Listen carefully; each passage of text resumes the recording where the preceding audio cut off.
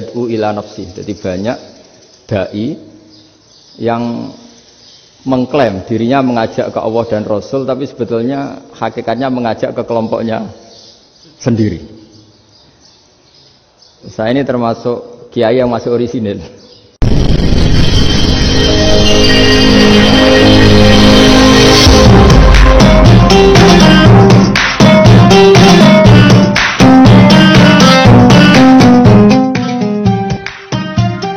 Terima kasih Pak Rektor. Hadirin para pemirsa yang dirahmati oleh Allah, tiba saatnya mari kita simak bersama ngaji bareng Gus Bahak dengan tema meneguhkan Islam rahmatan lil alamin. Waktu dan tempat kami persilahkan untuk Gus Bahak. Assalamualaikum warahmatullahi wabarakatuh. Waalaikumsalam. Alhamdulillahirabbil alamin. Allahumma shalli wa sallim ala habibika Mustafa ka nabiyina Muhammadin wa ala alihi washabihi asma'in. Amma ba'du. Yang kita hormati Bapak Rektor UMN Dr. Fauzan MPD, Bapak Suparto, Bapak Haris, Bapak Stardi dan Bapak Irwinto, juga Direktur Telkom Bapak Mungkas, teman-teman UMM dan semua yang mendengar yang kami hormati. Ini ngaji itu harus objektif itu jujur. Jadi bisa saja korbannya ayah saya, bisa rektornya, bisa semuanya. Tapi korban dengan makna yang bagus. Karena di antara saran Al-Quran, Allah ngendikan kalau belajar atau mencari nasihat atau mencari kebaikan apa saja, itu diistilahkan walau ala anfusikum awil walidaini wal aqrabin, meskipun ketentuan itu merugikan kamu. Jadi ketentuan apapun yang merugikan kita harus tetap kaji, meskipun itu tidak menguntungkan kita. Karena banyak problem, mulai dulu sebenarnya problem itu. Orang yang wakam da'in yadda'i annahu da'a ilallah, tapi hakikatnya yad'u ila nafsi. Jadi banyak dai yang mengklaim dirinya mengajak ke Allah dan Rasul, tapi sebetulnya hakikatnya mengajak ke kelompoknya sendiri. Saya ini termasuk kiai yang masih orisinil. Artinya orisinil gini, suatu saat atau kapan saja saya kok sudah tidak laku jadi kiai, asal Islam jalan tetap senang. Karena nggak penting yang populer saya apa enggak, itu tidak penting. Yang penting agama ini tetap jalan. Sama, negara ini harus jalan siapapun presidennya. Ya, ini penting saya utarakan karena perbedaan antara nafsu dan komitmen beragama itu tipis sekali. Sehingga dulu pernah ada cerita, ini bukti keadilan Rasulullah SAW. Pernah suatu saat Nabi itu ngaji, yang ngaji seperti ini. Terus ada pemuda dengan cueknya ngelewati masjid yang sedang dipakai Nabi ngaji. Singkat cerita semuanya ngomel ya, bergumam. Celaka betul pemuda itu, ada Nabi ngaji kok tidak ikut ya. Tapi Nabi secara besar hati ngendikan, ini ada di beberapa kitab di Fadhailul Kasbi, keutamaan kerja. Kata Nabi, pemuda itu mau mencangkul di lahannya. Jika dia mencari nafkah untuk keluarganya, untuk kebaikannya, maka itu bagian dari ajaranku. Jadi Nabi berbesar hati bahwa kerja seperti itu bagian dari ajarannya. Jadi tidak harus datang ke majelis ngaji. Dan bisa saja yang sedang hadir itu ya orang yang hindari istrinya minta belanja dari ngaji terus benar dituntut belanja kan gitu. Mungkin anak-anak UMM yang kesini daripada tengok-tengok yang Malang bosen jalan-jalan ke Rembang gitu. Ya, jadi nggak mesti benar juga niatnya gitu. Jadi ya sama itu. Jadi kalau di dunia kiai yang masih orisinil itu, nafsu itu benar-benar dilatih. Maka masyhur dalam cerita ada orang perang sama Ali radhiyallahu anhu. Ketika perang ini sangat semangat. Tapi ketika orang itu meludahi dan Sayyidina Ali ini tersinggung karena diludahi, Sayyidina Ali langsung angkat tangan. Sudah, perangnya nggak usah diteruskan. Karena saya marah sama kamu sekarang demi nafsu, karena kamu meludahi saya. Padahal saya tadi motifnya demi Allah dan Rasul. Jadi sangat tipis bedanya kita Emosi karena diri kita dan emosi karena Allah dan Rasul. Sehingga ketika diludahin ini terus beliau mikir, jangan-jangan perang saya karena saya diludahin.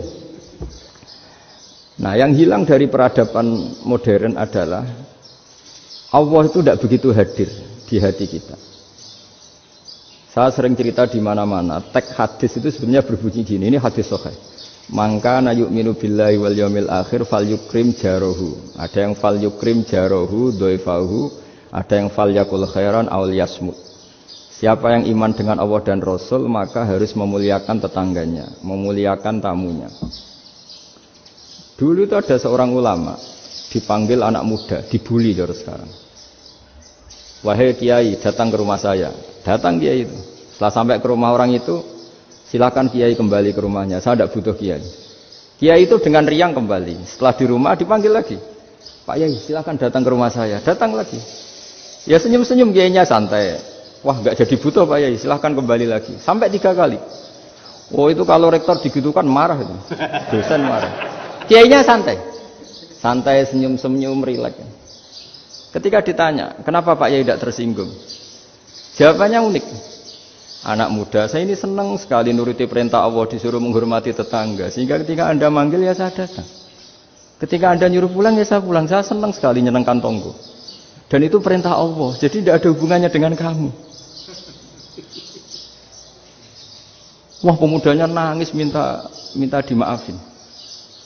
Kalau kita kan enggak, kita ini dosen, kiai, mungkin kita doktor, mungkin kita profesor. Tapi kita ini sering didikte oleh orang bodoh. Kalau orang bodoh itu jengkel, lo kita ya jengkel. Lo kamu jengkel, dijengkelkan orang bodoh itu namanya terdikte. Itu bodoh apa pinter? Oh itu tidak pinter sama sekali. Kalau betul-betul kamu pinter, hanya bisa didikte oleh Allah Subhanahu wa Ta'ala. Jadi antara hukum Allah apa? Wa ahsin man asa'a ilaika. Berbuatlah baik sama orang yang berbuat buruk sama Anda. Itu dikteannya Allah. Kalau dikteannya orang-orang bodoh, kayak dimangkel ben mangkel. Terus kamu mangkel. Itu bodoh apa pinter? Nah, problem kita kekinian adalah wong pinter, wong bodoh. Itu bodoh-bodoh bisa didikte oleh sekelilingnya. Terus karuan wataknya perempuan seperti itu, wataknya anak-anak seperti itu. Kita didikte. Anak-anak jengkelin kita mangkel, berarti kita didikte oleh orang bodoh. Makanya agama itu unik. Kadang ngendikan wa ahsin man asa'a ilaika, kadang wasil man qata'aka. Sambunglah orang yang memutus kamu. Karena dengan demikian kita hanya didikte oleh Allah Subhanahu wa Ta'ala, bukan didikte oleh hukum sosial. Cara Jawane nak ngapiki tangga sing apik akeh tunggale. Berbuat baik sama yang berbuat baik pada kita itu, mbok orang fasik ya seperti itu, maling ya seperti itu, sama. Tapi kalau berbuat baik sama orang yang berbuat jelek sama kamu itu baru luar biasa. Dan memang teksnya hadis wa ahsin man asa'a ilaika. Berbuat baiklah sama orang berbuat buruk sama kamu. Jadi enggak boleh orang didikte. Makanya ngaji di sini diantaranya saya akan cerita dalam sebuah hadis sahih, dalam hadis hasan yang diriwayatkan Imam Tirmizi, ada kalimat dari Rasulullah sallallahu alaihi wasallam. Dawe Nabi, la takunu imma'atan, taquluna in ahsanan nasu ahsanna, wa in zalamu zalamna. Walakin watti'u anfusakum in ahsanan nasu antuhsinu, wa in asa'u alla tazlimu. Kamu jangan jadi orang yang mudah diombang-ambingkan oleh orang sekeliling kamu. Yaitu kamu mengatakan, jika orang baik ke saya akan baik, jika orang buruk ke saya juga akan membalas buruk. Itu namanya Anda didikte. Tapi berkomitmenlah kamu akan berbuat baik meskipun orang lain berbuat buruk. Nah sekarang logika sosialnya begini. Kalau di Indonesia itu ada 1000 kiai, ada 1000 profesor yang ingin membenahi Indonesia. Rata-rata orang awam itu semau gue. Terus mereka mendikte kita. Perilakunya enggak simpatik, perilakunya jengkelin. Terus 1000 profesor ini ikut jengkel. Itu kira-kira jadi solusi apa goblok bareng? Sama 1000 kiai ini ikut jengkel, ini jadi solusi apa goblok bareng? Goblok bareng. Nah problem sekarang kita ini biasa didikte orang bodoh. Nah makanya ciri khas orang muslim itu kata Nabi, mangkana yu'minu billahi wal yaumil akhir. Jadi baik tetangga karena perintahnya Allah dan Rasul. Pentingnya apa? Bedanya Karena berbuat baik ini perintahnya Allah, mbok tonggo apik lah kita tetap apik karena perintahnya Allah dan Rasul. Begitu juga dengan hubungan dengan istri, dengan anak. Mbok bojomu lagi cerewet lah ya tetap apik. Karena dengan cara itu kita hanya tunduk kepada Allah dan Rasul. Tapi kalau kamu istri saya kalau baik ya saya baik, kalau enggak ya enggak. Berarti Anda didikte oleh perilakunya dia. Itu latihan ya kalau dalam bahasa pondok latihan jadi wali itu yang paling berat. Nabi itu kalau sama orang munafik itu sabarnya Masya Allah. Padahal Nabi berso kalau orang itu orang munafik. Karena dengan cara seperti itu, bahwa kebaikan Nabi pada seseorang itu atas perintahnya Allah dan Rasul, bukan atas nama servis. Kalau Nabi hanya baik kepada Abu Bakar, itu mungkin orang bilang, wisadune wong Abu Bakar baik sama Nabi. Tapi kalau Nabi baik sama orang munafik, Abdullah bin Ubay bin Salul, itu kalau nggak perintahnya Allah dan Rasul itu nggak bisa. Nah ini cobalah berlatih seperti itu sehingga kita tidak mudah didikte. Ya saya ulang lagi nggak mudah apa? Didikte. Maka di antara kebaikan Allah dan Rasul adalah bahkan orang dolim saja diberi jatah rahmat. Makanya tadi seperti mukadimah yang dibaca Pak Haris tadi, agama ini rahmatan lil alamin. Orang yang dolim saja dapat jatah apa? Rahmat, apalagi yang soleh. Nah kemudian yang perlu dicatat, kenapa kita menjadi enjoy dengan Islam? Islam itu adalah agama yang tidak didikte oleh materi. Jadi kalau Anda ingin makan enak, mungkin kalau pikiran kebanyakan orang, anak-anak muda yang milenial, yang gaul, ingin makan enak ya makan yang disukai. Misalnya sate atau bakso Malang atau apalah. Kalau orang-orang yang jadi wali gak gitu cara berpikir. Ini yang masih orisinil. Ditanya, ini dunia baru kesulitan makanan, baru resesi. Cara makan enak gimana? Jawabannya lucu. Ya gampang, idamuhu alju. Idam itu lauk. Kalau kamu ingin makan lauknya paling enak apa? Alju. Kamu harus lapar banget. Sampai kalau puasa itu melihat tempe itu wah luar biasa. Tapi kalau kamu nggak puasa, air putih itu nggak menantang. Tapi kalau puasa, tempe air putih itu menarik dan Anda tetap lahap. Apa? Karena lauk terbaik adalah alju, yaitu lapar. Lah tapi kita ini enggak. Kita ini kayak orang bodoh. Kayak orang bodoh tadi, profesornya makan nyaman ya kalau sesuai selera. Nah itu kan sama dengan anak-anak ABG. Anak ABG itu makan lahap ya kalau yang disukai. Lalu bedanya apa ABG sama profesor? Kalau cara berpikir masih sama kan itu. Kiainya juga gitu. Kiai makan enak kalau yang disukai, kalau enggak ada. Lalu bedanya apa kiai sama orang awam? Orang awam juga gitu, makan lahap ya kalau yang disukai. Nah ternyata perilaku kita ini yang pintar sama yang bodoh sama maksudnya. Kalau kamu ingin berkasta lebih baik, itu cara makan enak itu apa? Idamuhu al-ju'. Lauk terbaik adalah karena kita sangat lapar. Makanya masyhur dalam cerita-cerita tarikh sirah nabawiyah. Nabi diberi hadiah, beberapa hadiah. Di antaranya ada yang diterima, ada yang enggak. Termasuk yang dikembalikan itu dokter. Ada seorang raja memberi hadiah Nabi dokter Tobit. Itu sama Nabi dikembalikan. Karena dokter ini sudah lama kumpul Nabi itu gak pernah sakit. Akhirnya dokter ini putus asa, ini gak perlu diobatin. Ketika ditanya, kenapa ya Rasulullah engkau gak pernah sakit? Karena kita ini kaum, kita ini komunitas masyarakat yang tidak akan makan kecuali lapar. Dan kalau sudah makan berhenti sebelum kenyang. Jadi sederhana sekali pengobatan zaman Nabi. Sebagian besar penyakit itu pasti disebabkan kita ceroboh dalam hal makan. Sudah ngerti kalau durian masalah, kalau makan durian enggak kehitung gitu. Apalagi kalau gratisan itu tambah banyak. Gitu. Pola tidur juga gitu kata Nabi, dan kita tidak tidur kalau tidak sangat ngantuk. Nah, itu namanya orang-orang soleh yang sudah tidak didikte materi. Kalau yang didikte materi kan bisa tidur nyenyak kalau kasurnya enak, AC gini-gini. Sebenarnya enggak, tidur enak itu ya kalau sangat ngantuk. Mbok di gudang, mbok di bis, kalau sangat ngantuk ya semuanya ya enak. Sama, mbok lapar, mbok hanya tempe, tapi kalau sangat lapar itu ya enak. Nah ini ilmu yang mulai hilang, ilmu-ilmu yang mulai hilang. Nah, cara ibadah juga gitu. Kita ini kan, saya ini punya bapak kiai, mbah kiai. Punya guru yang sangat alim ya seorang Kiai Memun. Itu dulu kita pengkaji ilmu itu tidak pernah tahu bedanya NU dan Muhammadiyah.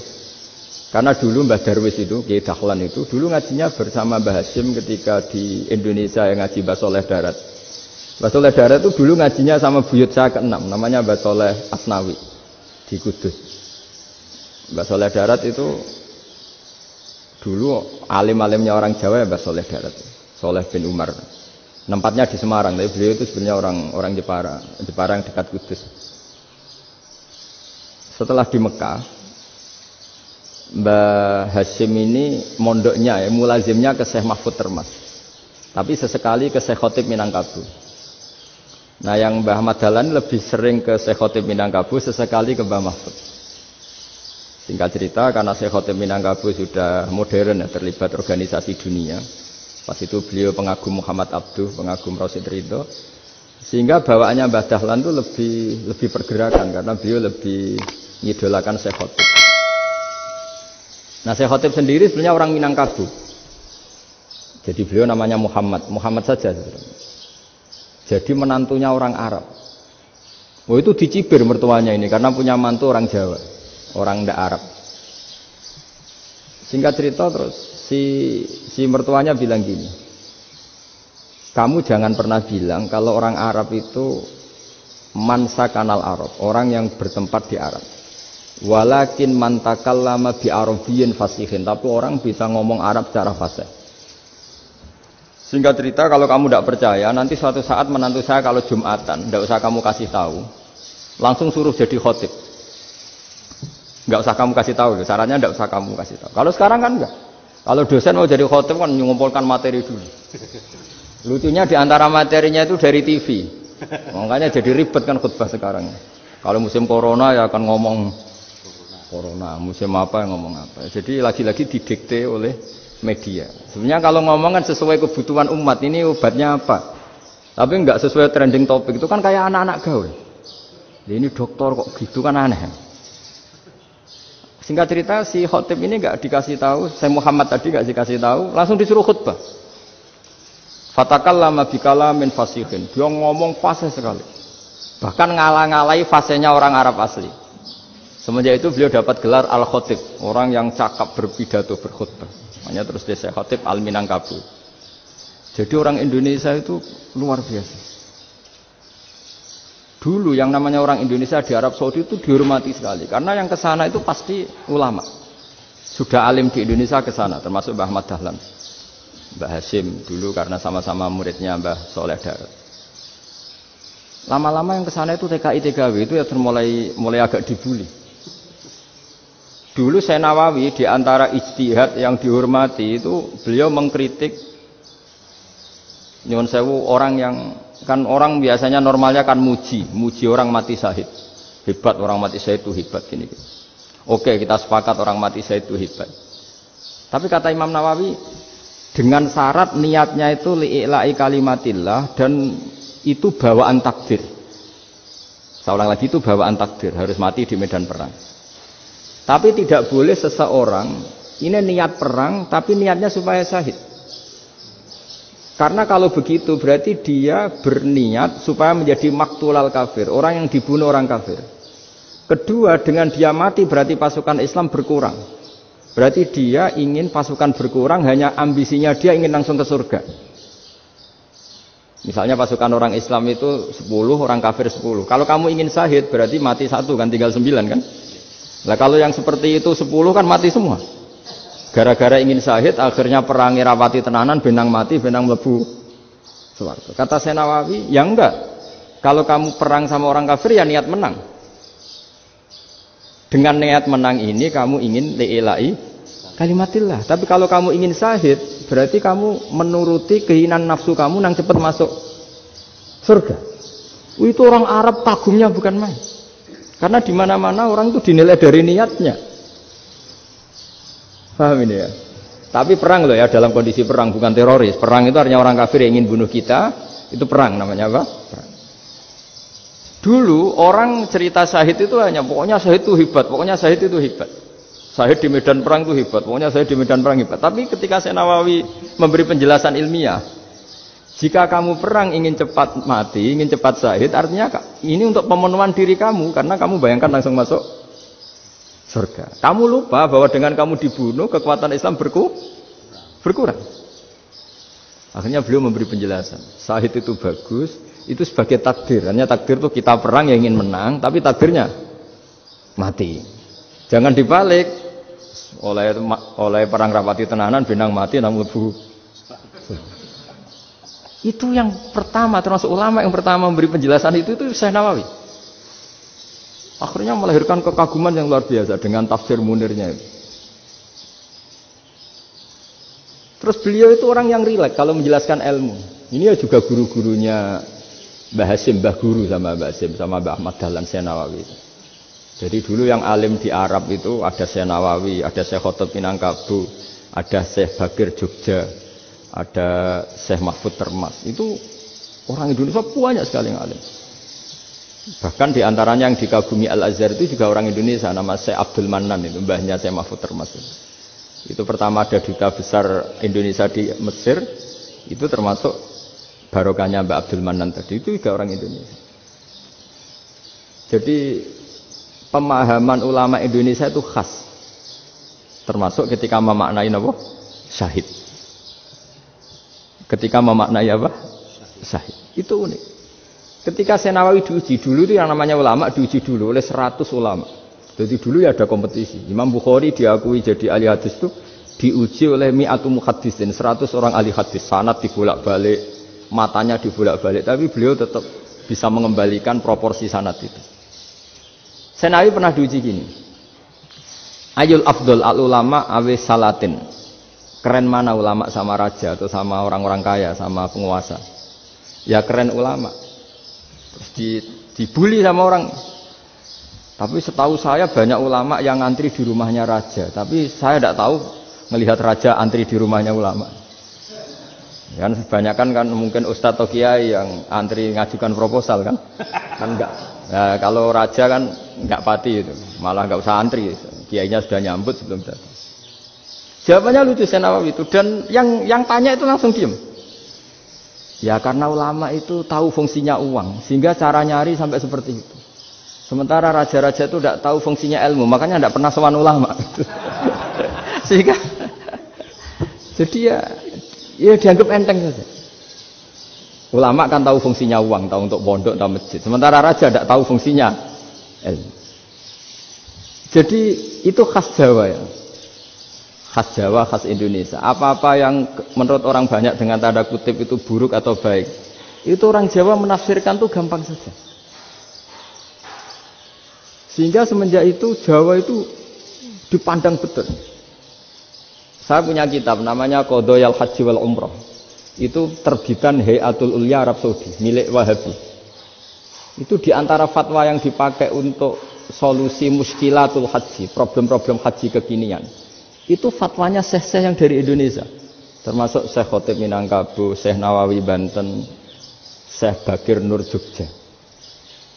Misalnya begini, dalam fatwa-fatwa yang menyulitkan kita ya, sampai sekarang jadi perdebatan. Ketika Safa dan Marwah itu dengan batas tertentu, saya ulang lagi dengan batas tertentu. Mau tidak mau atas nama kebutuhan, itu kan butuh perluasan.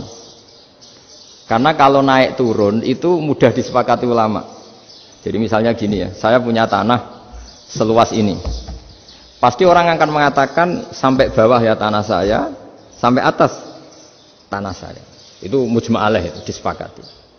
Sehingga Nabi ngendikan al-Ka'bah min tuhumil ardi ilas sama Ka'batun. Ka'bah sampai ujung bumi, sampai ke aras semuanya Ka'bah. Sehingga tidak ada perdebatan ulama ketika Masjid Haram ditingkat, kemudian yang di atas sholat. Tetap dia menghadap Ka'bah. Tidak harus diluk melihat di bawah, enggak. Karena Ka'bah sampai langit. Sama, tanah Anda kamu tingkat sampai 10, enggak ada tetangga protes. Karena bawah sampai atas tanah Anda. Tapi kalau diperluas, tanah Anda kamu luaskan setengah meter saja atau 3 cm saja, iso geger mbek tonggo.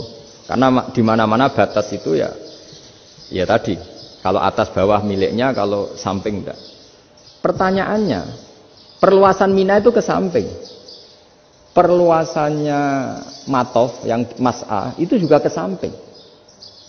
Geger kan ulama dunia. Bagaimana hukumnya Mina jadid? Mina yang diperbarui atau Mina yang diperluas. Itu diantara rujukan baik yang membolehkan maupun yang menentang. Itu ya Syekh Indonesia. Itu orisinal tuh. Saya punya kitab orisinal terbitan Hayatul Ulya, kira-kira ya kemenaknya Arab Saudi kalau di Indonesia itu. Itu yang dirujuk Dawai Syekh Nawawi, Dawai Syekh Khotib Minangkabau. Karena apa? Ada logika khas Jawa. Misalnya begini. Meskipun saya tidak perlu fatwa Mina jadid sah apa enggak, memang jadi perkhilafan ulama. Misalnya kampung ini dinamai Mina. Pertanyaannya gini. Tanah yang di samping ini bisa milik Anda apa enggak? Ya bisa Gus kalau dibeli atau dihibahkan. Berarti tanah di samping Anda menjadi milik Anda karena ada proses pengambil alian lewat beli maupun hibah. Nah masalahnya ini negara itu berhak menganeksasi atau memasukkan ini sebagai Mina. Itu ulama Jawa kalau ditanya, alasannya apa? Fa innal muttasila bis-syai' hukmu dzalika syai'. Karena yang gantet, yang mutasil itu bisa dihukumi seperti sesuatu itu. Jadi kalau ini Mina, ya yang gantet Mina ini ya bisa dikatakan Mina. Beda dengan membuat Mina Malang Mina, wah itu tidak bisa, tidak mutasil kan? Itu enteng sekali ulama Jawa. Satu ya tentu karena kebutuhan, tapi asal masih al-muttasilu bihi, yang masih tanah yang masih mutasil dengan. Nah, ketika perluasan mas'ah antara sofa dan marwah kan misalnya ini batas luasnya sofa, ini batas luasnya marwah. Lalu atas nama kebutuhan, sofa marwah itu sampai sini. Sampai agak meluas ke sini. Itu geger Arab Saudi. Wah, ini gimana? Padahal tawaf itu harus antara gunung sofa dan gunung marwah. Sa'i itu ya. Tapi kalau istilah Quran memang tawaf sama-sama. Makanya apa? Inna sofa al-marwata min sya'airillah faman hajjal baita wa i'tamara fala junaha alaihi ayyat tawafati. Nah, jadi kalau istilah sa'i di Quran itu masih tawaf. Karena harus ada, kalau bisa lah, bukan harus. Kalau bisa memang harus ada unsur muternya. Kita kalau sa'i kan dari sini sofa sampai sini marwah. Terus kan agak muter ke sini. Nah, kan agak membentuk lingkar. Nah, makanya Quran tetap mengistilahkan apa? Tawaf. Jadi bukan sini ke sini terus sini ke sini kan enggak, tapi sini sampai sini terus muter kan terus sini. Jadi antara setar dan selama ini prakteknya kan gitu ya, sofa ngambil sini terus ke sini terus agak muter. Nah, karena ada unsur agak muter ini terus orang menyebut apa? Tawaf. Tapi itu bukan syarat sah, ini cerita ideal. Saya ulang lagi ya. Gunung Sofa itu puncaknya atau pucuknya kalau dalam bahasa Jawa itu ya hanya segini, ini sampai sini. Nah, kelompok Islam yang fikih keras nggak boleh diperluas karena Allah memilih tempat ini itu spesial, jadi nggak boleh ke yang lain. Tapi ketika kebutuhan mendesak mau tidak mau harus diperluas, itu jawabnya Kiai Jawa lucu. Gunung sing ketok iku sing dhuwure tok, sikilane luwih hombo. Jadi karena kan gunung kan bentuknya gini. Nah, sofa yang kecil itu yang atasnya, tapi sikilannya sini kakinya lebih luas. Jadi boleh perluasan asal tidak melebihi kakinya. Nah, dihitung ya lebih luas. Jadi Kiai Jawa itu kayak wong delok gunung Penanggungan, kayak gunung Arjuna. Di mana-mana puncak gunung itu lebih kecil timbang kakinya. Artinya diperluas ini bukan berarti tidak di sofa dan tidak di. Itu khas Kiai Jawa. Jadi jangan kira orang Jawa itu tidak hebat sekali. Termasuk perkembangan hotel di Arab Saudi. Itu dulu sebelum ada hotel. Buyut saya kelima atau keenam dulu haji, namanya Badur Rahman. Itu kalau mau ingin menghindari terik matahari itu masuk gua. Itu masuk gua itu hanya separuh badan, kakinya di luar. Jadi jangan bayangkan kalau gua di Indonesia kayak gua Akbar di Tuban orang bisa masuk jalan-jalan, enggak. Gua di Arab itu kayak cepitan batu tidak sampai masuk.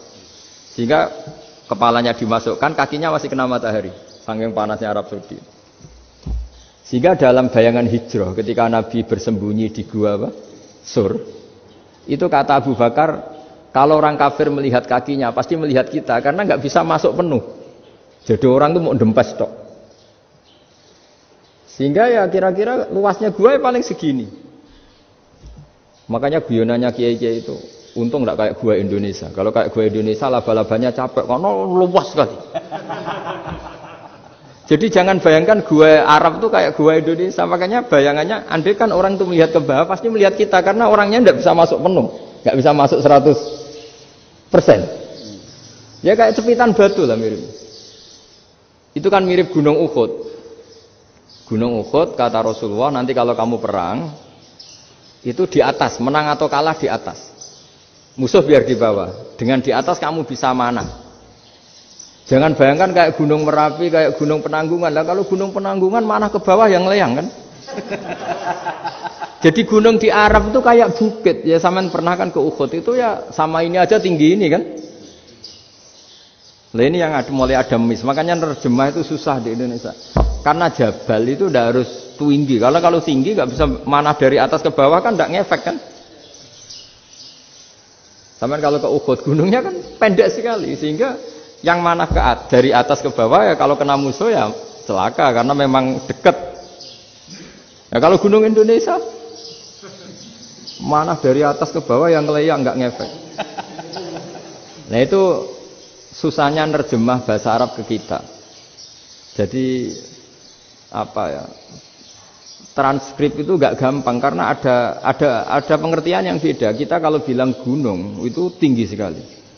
Sampai banyak mahasiswa tersesat ya saking tingginya. Kalau orang naik Uhud gak akan tersesat, wong ketok dari bawah itu. Nah ini pentingnya ngaji ya. Jadi akhirnya ulama-ulama Indonesia itu dipakai rujukan. Jadi mulai Mbah Hasyim, Mbah Ahmad Dahlan sampai era buyut-buyut itu masih orang alim. Lama-lama yang di Indonesia ini orang-orang yang bodoh. Sehingga orang Jawa kalau ke sana dibully, ya Jawa tak kulu kaya. Orang Jawa itu penggaweannya itu makan ular. Karena belut itu kalau di kamus itu persis ular. Dulu itu kan kamus tidak full color. Gara-gara gak full color, gambar belut sama ular itu sama. Belut itu belut sama ular kalau nggak full color gambarnya sama apa enggak? Sama. Terus orang Jawa itu kan masih banyak yang makan bajing itu apa? Ketupai itu. Bajing kalau digambar tidak full color sama dengan tikus. Gambar yang tidak warna. Hitam putih. Sehingga kita ini dibully pemakan tikus dan pemakan ular. Karena belut itu persis ular kalau digambar yang tidak full color. Sampai datang Syekhona Khalil, datang ulama. Ngarang kitab ya judulnya Al-Belut. Karena enggak terima bangsanya dinyek makan apa? Ular. Terus dikarang. Wal belut hayawanun bakhriyun, terus ya isu fi kadza wa kadza. Itu beda dengan al-hayyah. Itu diterangkan. Mulai bisa nerima. Terus sistem hotel juga gitu. Sampai tanyakan dalam sejarah dulu orang Sedayu ada namanya Syekh Mukhtar. Syekh Mukhtar bukan bikin rumah besar yang siapapun orang Indonesia haji itu nempat di sana. Nah ini yang menginspirasi akhirnya ada hotel. Dulu Syekh Mukhtar hanya menyediakan untuk hujat-hujat Indonesia. Lama-lama jadi hotel. Tidak mau saya mau cerita. Kata Mbah Mun sering cerita. Kenapa wa ma arsalnaka illa rahmatan lil alamin, kata Mbah Mun. Allah itu pasti bikin ulama yang tidak produk Arab itu pasti ada. Kalau orang Arab jadi ulama wajar, bahasanya Arab, domisilinya di Arab. Tapi Allah akan selalu bikin ulama yang tidak bangsa Arab. Imam Ghazali itu Tus itu Persia.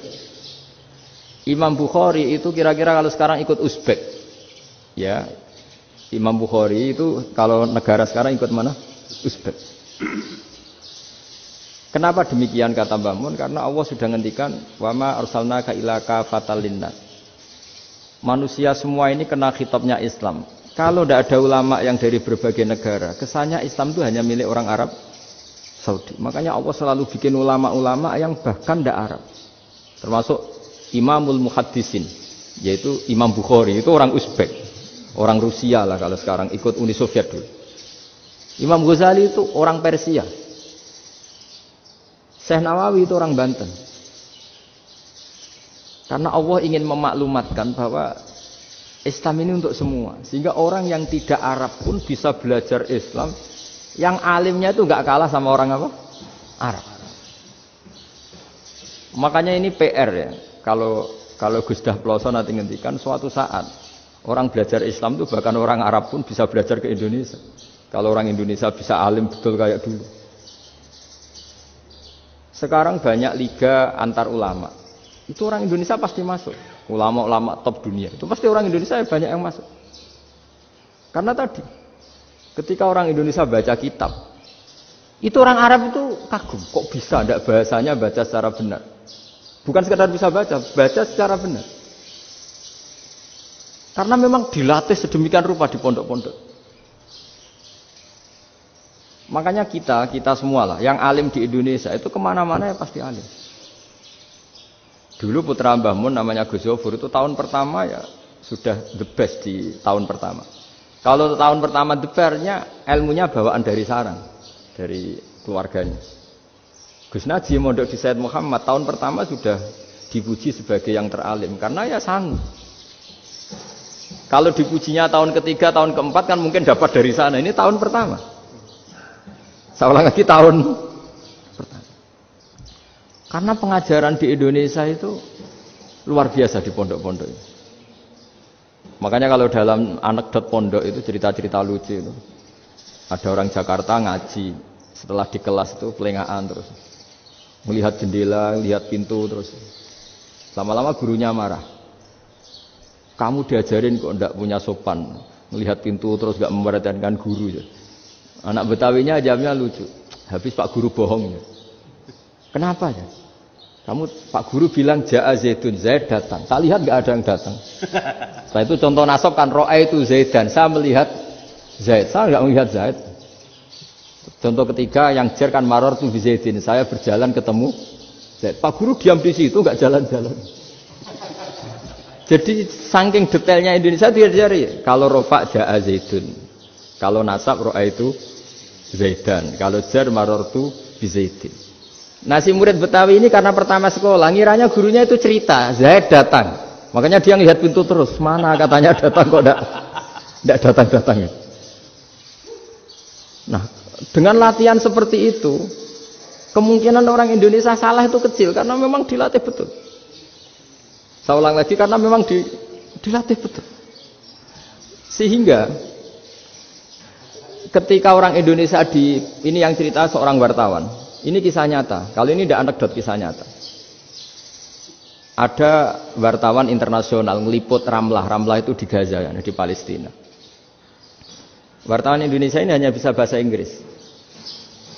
Dijak ngomong bahasa Arab. Terus dia bilang saya tidak bisa. Saya tidak bisa. Saya bisanya ngomong Inggris. Tapi apa yang terjadi setelah sholat? Si Indonesia ini jadi imam pakai sholat jariyah lagi. Baca bismillah benar, bismillahi jar karena mudhof ilaih. Terus ketika iktidal ya benar, Rabbana lakal hamdu mil'us samawati wa mil'ul ardi benar. Ketika tahiyat ya benar, at-tahiyatul mubarakatuh sholawat. Sama orang Arab ini diambungi. Orang Arab kalau senang orang itu dicium. Kamu tawaduk, sebenarnya kamu itu ahli bahasa Arab. Karena orang Indonesia sekali sholat itu nggak ada yang salah. Meskipun benarnya karena hafalan, tapi bagi yang ahli nahwu itu hebat. Misalnya kita kalau ngapalkan kan bismillahi, bismijar karena ba, Allahi jar karena mudhof ilaih, ar-rahmani jar karena sifat, ar-rahimi karena sifat. Alhamdu rofa karena mubtada, lillahi jar karena ada huruf jarli, robbi jar karena sifat. Sebetulnya tidak karena pinter, tapi karena hafalan. Tapi orang Indonesia hebatnya itu benar terus.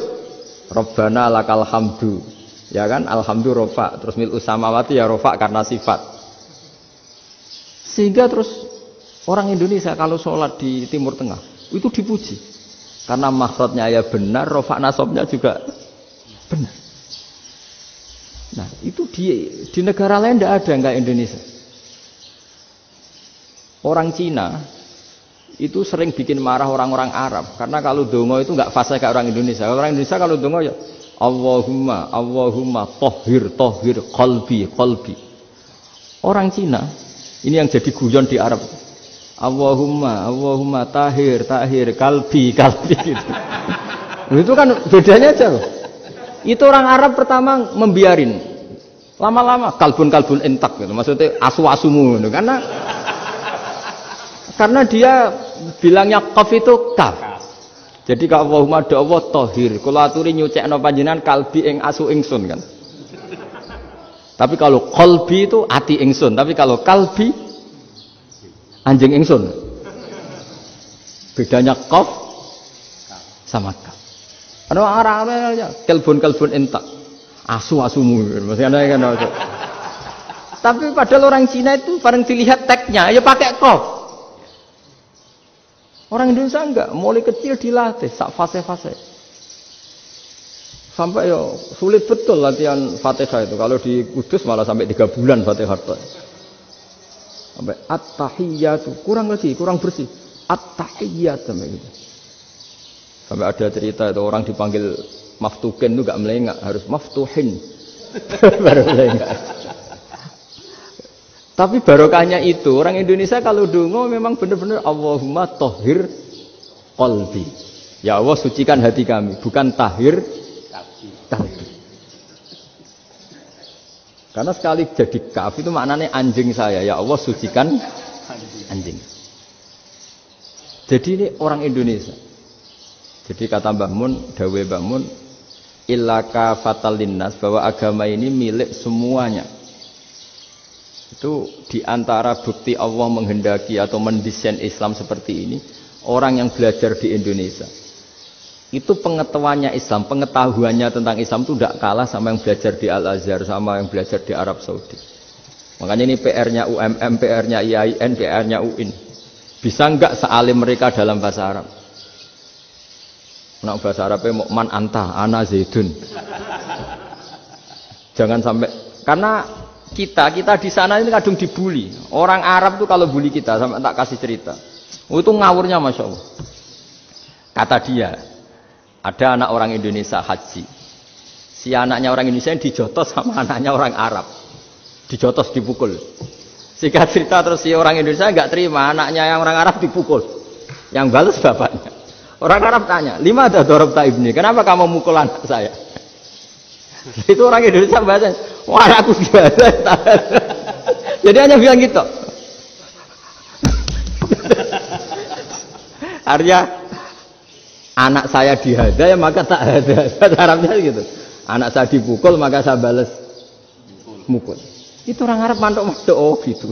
Paham? Suatu saat ada orang Indonesia itu sama orang Arab itu dilus-lus. Dilus-lus itu ya digini-giniin. Karena dia latihan bahasa Indonesia, latihan bahasa Arabnya itu masih mufrodat. Jadi kalau mengartikan yadun itu tangan, saro itu jalan. Jadi kalau jalan ya saro-saro. Roksun itu kepala. Ana itu ingsun. Jadi karena dia nggak ngerti penggunaannya. Itu bahasa Arabnya itu yadun anta. Jadi bukan yaduka tapi yadun anta. Berarti tangan kamu. Saro-saro itu jalan-jalan.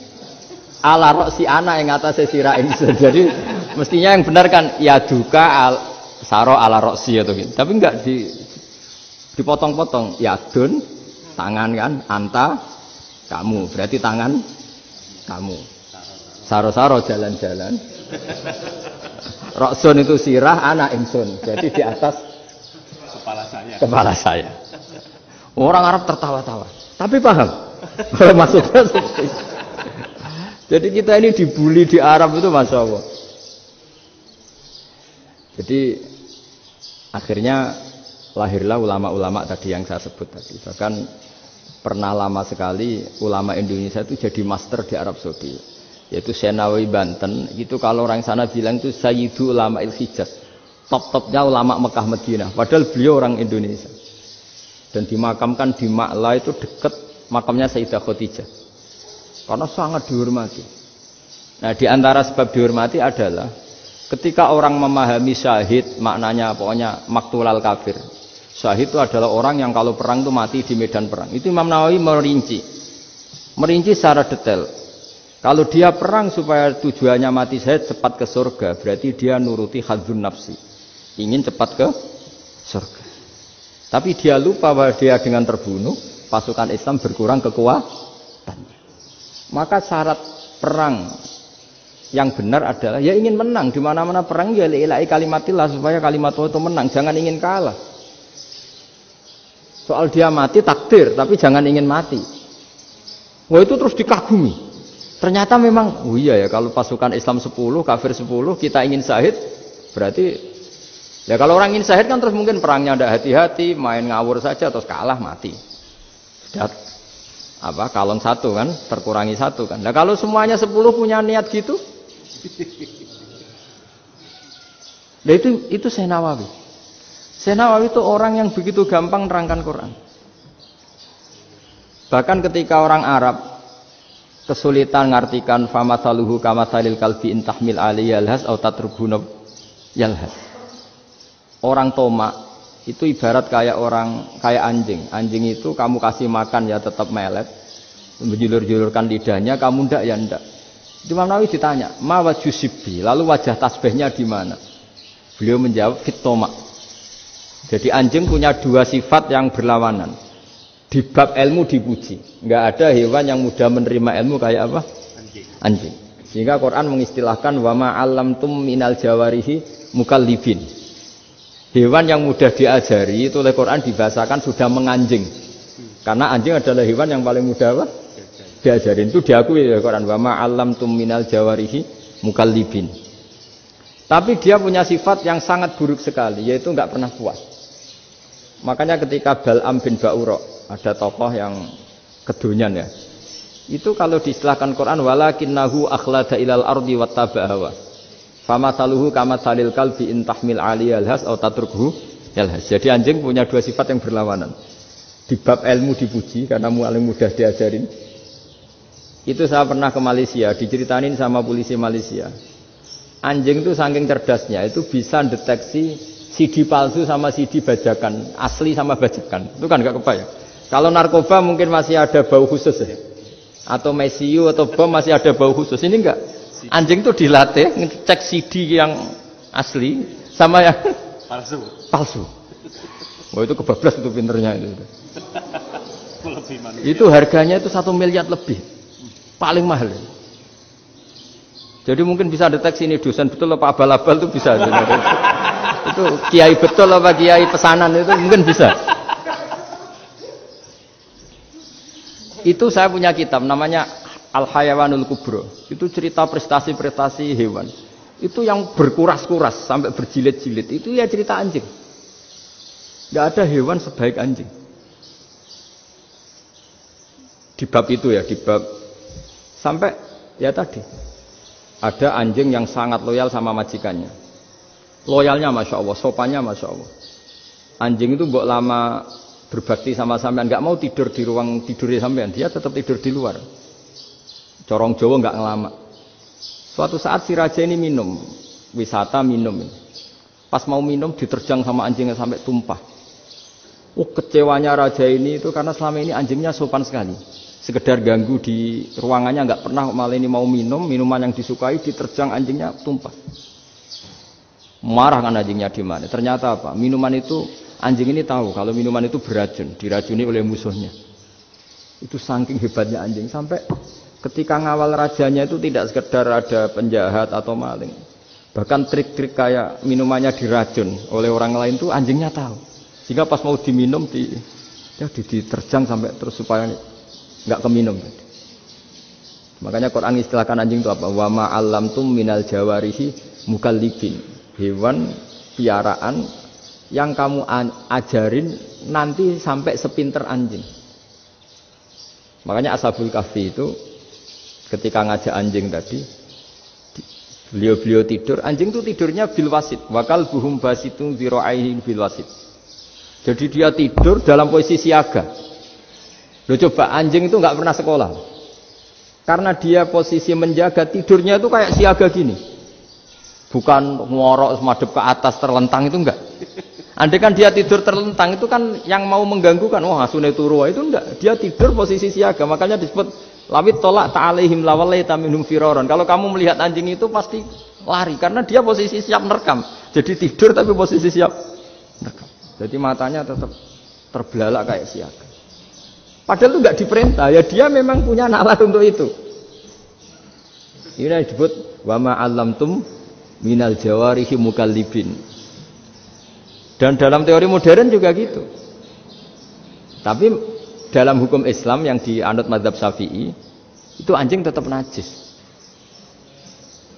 Ya sudah najis ya najis, tapi ada mazhab lain yang mengatakan tidak najis. Tapi tidak usah ngurmat anjing, geger nanti kalau rektor kampus punya anjing.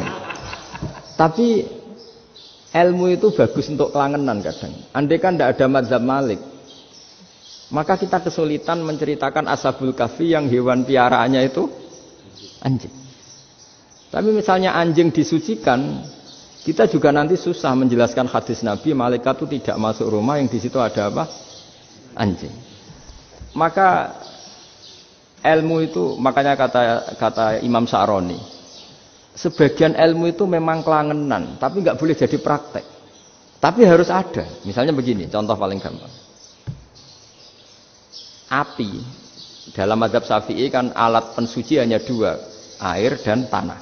Ya saya ulang lagi, air dan tanah, yaitu tanah untuk mensucikan najis anjing.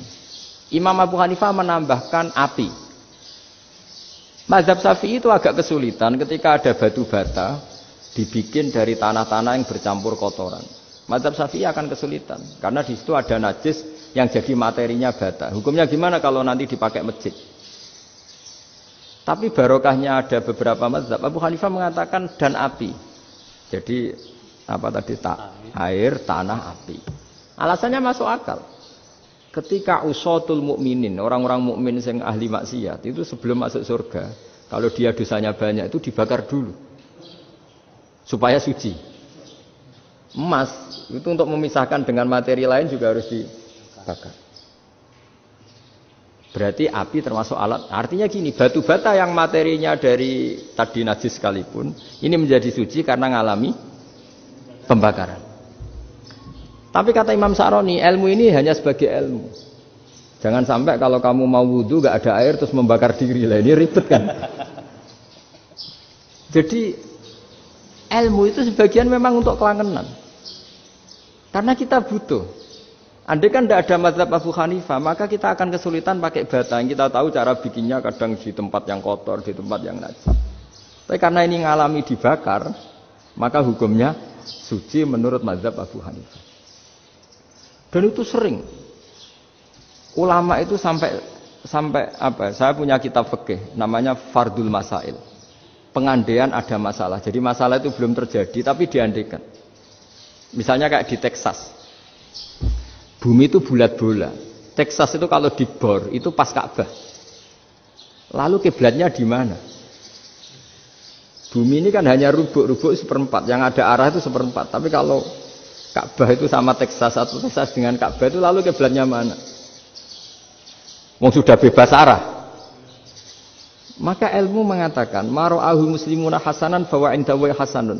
Kamu jangan nuruti ilmu hakikat tapi nuruti mindset. Kalau mainstreamnya orang banyak seperti itu, mindsetnya orang sana misalnya Ka'bah sana ya ikut sana. Tapi ini tidak mewakili hakikat karena kalau yang 380 derajat itu kan terus ribet. Makanya ini kesulitan di bab-bab fikih. Ya saya ulang lagi, kesulitan di bab-bab fikih. Makanya fikih itu selalu bicara misalnya gini, ada orang sholat. Saya ulang lagi. Setelah salam pertama dia kentut, itu sholatnya batal apa enggak? Itu lama berdebat. Yang dikatakan rukun sholat itu salam pertama. Sehingga orang kalau sudah salam pertama, maka sudah keluar dari sholat. Maka kalau kentut enggak apa-apa, wong yang keluar dari sholat itu salam pertama. Tapi lalu pertanyaannya, kenapa Nabi salam 2 kali? Lalu yang kedua gunanya apa? Ribet kan, partai ini kalah pasti kalau ditanya gitu. Tapi kalau ditanya dibalik, sholat itu satu ibadah yang dimulai dengan takbir, yang diakhiri dengan salam. Berarti salam pertama itu pengakhir apa nunggu salam kedua? Pertama, di semua ulama bilang salam pertama. Kalau salam pertama sudah pengakhir, berarti pembatalan setelah itu nggak punya efek, nggak punya akibat. Itu kan ribet. Debat fikih itu memang ribet. Fikih itu memang senam otak karena pertanyaannya mirip-mirip seperti itu. Nah, sampean milih mana? Milih salam pertama apa salam kedua? Pasti ulama milih salam pertama. Jadi anehnya fikih itu di situ. Misalnya orang mati, takbir itu berapa kali? 4 kali. Andai kan takbir 5 kali itu batal apa enggak? Satu ulama mengatakan 5 kali itu batal. Karena rukunnya sholat jenazah itu takbir 4 kali. Berhubung ini rukun, kalau nambahi ke 5, berarti menambahkan rukun. Kayak kamu sholat, rukuk 2 kali kan batal. Sujud 3 kali, batal. Karena menambahkan apa? Rukun. Berarti kalau takbir 5 kali, batal. Tapi pertanyaannya, takbir itu adalah wiridan biasa, sehingga kalau ditambahkan nggak punya akibat, batal. Jadi perdebatan ulama itu kadang ya lucu. Kayak kemarin Pak Haris pas pertama bertamu ke sini mau ngundang saya, tak ceritain. Dulu sholat jenazah itu pasti mayat di depan. Karena lazimnya sholat jenazah itu mayat di depan. Tapi mulai dulu ulama sudah berpendapat, andai kan jenazahnya di belakang pun tetap sah. Fa'innal janazah laisat bi imamin. Karena jenazah itu tidak imam. Kenapa harus di depan? Oh, tidak imam kok harus di depan. Itu mulai dulu. Sehingga ketika Arab Saudi pernah mengalami tragedi, ada orang yang dibungkus kayak mayit, ternyata senjata. Setelah di dekat Ka'bah dipakai. Dulu tragedi tahun berapa itu? Pokoknya pernah ada tragedi itu. Semenjak itu Arab Saudi kalau ada orang mati tetap di kamar mayit, terus ada sholat jenazah. Padahal mayitnya di belakang yang jamaah. Jadi meskipun kita tidak akan bikin ajaran baru jenazah di belakang, ya tidak keren, kasihan kan. Tetap biasanya di depan ya di depan. Tapi meskipun jenazah ini di depan, kita tetap berpendapat andai kan di belakang tetap sah, tapi nggak usah dipraktekkan. Nah, pentingnya ilmu ini begini. Saya misalnya di Rembang, boleh nggak nyolati ghaib jenazah yang di Surabaya? Boleh kan? Padahal yang kita solati di belakang. Jadi ilmu itu penting. Cocok tidak cocok, namanya ilmu itu penting. Terus ada gini lagi pertanyaan di fikih. Memang saya sengaja akan ngaji fikih. Kalau ngaji intelektualitas orang Muhammadiyah juara lah. Tapi ini ngaji fikih. Ada orang sarongnya itu pas sampai lutut. Kalau berdiri lututnya tertutup. Tapi nanti kalau ruko agak jengking lututnya terbuka. Itu batalnya nunggu ruko apa mulai takbir sudah batal? Padahal pasti nanti batal kalau rukuk itu. Itu ada ulama yang mengatakan, ya batalnya nunggu rukuk. Bagaimanapun terjadinya pembatalan waktu rukuk. Ada ulama mengatakan, ya enggak, mulai awal sudah tidak sah itu. Karena pasti ngalami batal. Nah, pertanyaan-pertanyaan seperti itu penting karena lalu Allah menilai apa? Ya nilai niatnya. Misalnya gini, kalau contoh itu mungkin Anda tidak tertarik. Tapi contoh begini. Kita mau operasi jam 10 siang. Kita tahu kalau nanti 10 siang akan divonis medis harus makan karena mau berobat. Malamnya itu kalau kamu orang soleh, bayangkan kamu orang soleh. Kalau tidak orang soleh kan tidak punya komitmen. Kamu milih niat puasa, apa enggak jam 10 mesti mokak menisan raposo. Kamu orang soleh. Kalau kamu orang soleh pasti milih puasa. Karena ini Ramadan. Meskipun nanti jam 10 pasti disuruh batal sama dokter. Setidaknya kita berpikir gini, nak mati jam itu paling enggak ditulis saya sebagai orang yang puasa. Jadi perasaannya orang soleh itu beda. Kalau orang kok sampean barang menisan raposo kok ya mesti. Sampean tidak pernah berpikir bahwa puasa mulai fajar sampai jam 10 itu luar biasa. Bisa saja kita mati jam 7, bisa saja mati jam 6. Kan ditulis Allah sebagai orang yang berkomitmen terhadap puasa. Terus ada kemungkinan kecil. Udahlah jam 10 itu dokternya sakit atau enggak jadi ke sana. Berarti kamu kan enggak jadi buka. Kan ya mungkin juga. Sama yang tadi. Delala sebelum rukuk ana wong sing nyarongi sampean. Sehingga sholatnya normal. Kamu tidak menemukan pakaian yang pas, jebule pas setelah rukuk, mau rukuk ana wong wah sholatnya kira bener disarongi. Itu agama. Jadi agama itu dimulai dari mana coba? Dimulai dari niat, dari komitmen. Nah, sekarang kelirunya kenapa ada garis keras? Agama itu dimulai dari keinginan ideal. Itu yang mulai itu ada orang-orang garis keras. Agama ini enggak, agama ini dimulai dari niat. Sampai ada kaidah agama la yudraku kullu la yudraku kullu. Kalau tidak bisa ideal jangan ditinggalkan sama sekali. Tapi orang enggak, sekarang bayangkan Islam itu ideal. Pemimpinnya ya soleh, masyarakatnya soleh, enggak ada maksiat, enggak ada apa. Apa ilmu? Kalau secara ilmu mulai dulu ya ada orang dolim, ada orang soleh. Nabi kurang baiknya. Di angkatan itu ya ada orang munafik. Sehingga ulama itu sudah berpendapat ideal itu piye? Zaman Nabi saja ada orang apa? Munafik. Itu ilmu. Kalau nuruti kelangenan inginnya dunia ya steril, enggak ada maksiat, enggak ada. Dan agama itu diciptakan Allah itu memang unik. Calon Nabi misalnya, Nabi Musa itu sing rumat Fir'aun. Ketika Nabi Muhammad lahir, sing ribet manitia ini Abu Lahab. Orang dosen UMF. Coba. Karena Allah ingin memaklumatkan ke kita bahwa agama ini akan hidup di kondisi apapun. Asia, istrinya Fir'aun itu termasuk mukminah yang dipuji Quran. Padahal dia bukan istrinya pengurus NU atau pengurus Muhammadiyah, istrinya Fir'aun.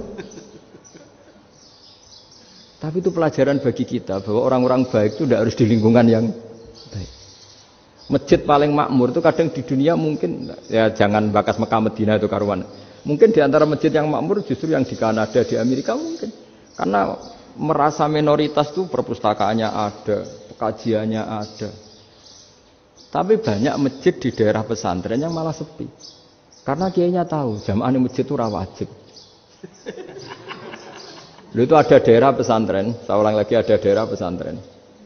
Didikon pengajian, monggo nekani pengajian, maca selawat ning omah ganjaran padha wae. Ribet kan? Mau dibantah itu benar. Mau dibiarin merusak tatanan. Jadi saya mohon sekali ya, jadi ilmu itu diperbandingkan supaya perbedaan-perbedaan itu biasa. Dulu Imam Malik itu punya murid namanya Imam Syafi'i. Itu dalam banyak hal. Itu perbedaannya tajam sekali. Ya saya ulang lagi, dalam banyak hal itu perbedaannya tajam sekali. Misalnya begini. Ini terakhir percontohan saya fikih, nanti dikaji sendiri. Ada seorang A'rabi, Ja'a A'rabiyun. Ini di hadis sahih diulang-ulang di semua Al-Kutubus Sittah ada peristiwa ini. Ja'a A'rabiyun ila Rasulillah sallallahu alaihi wasallam faqala ya Rasulullah ahlaktu. Qala wa ma ahlakaka? Qala wa qatu imraati fi nahari Ramadan. Ya Rasulullah, saya ini orang yang rusak. Kenapa? Saya ini hubungan intim sama istri saya ketika masih siang Ramadan. Singkat cerita orang ini dihukum berat sama Nabi. Hukumannya adalah karena dia membatalkan puasa ketika dengan hubungan intim. Sama Nabi dihukum kamu harus merdekakan budak. Wah, tidak mampu ya Rasulullah, saya tidak punya budak. Jadi ini bukti bahwa agama ini sangat sosial sehingga sebagian kafaroh harus memerdekakan budak. Kamu kalau gitu puasa 2 bulan. Yang baru puasa 2 hari aja kecelakaan malah disuruh puasa 2 bulan. Ya sudah kamu ngasih makan 60 orang miskin. Saya ini orang paling miskin. Kok jadi sudah miskin agak hiper lah orang itu. Poso-poso kok gitu. Itu kata ulama kalau orang Jawa gak mungkin makanannya tempe mendoan, gak mungkin itu. Di Jawa itu nggak mungkin lah, ada orang batal puasa karena hubungan intim. Ada istrinya nggak cantik, cerewet, sang lanang mangane mendoan, itu tidak mungkin, kecelakaan itu tidak mungkin. Tidak mungkin itu. Tapi kalau Arab mungkin karena makanannya daging.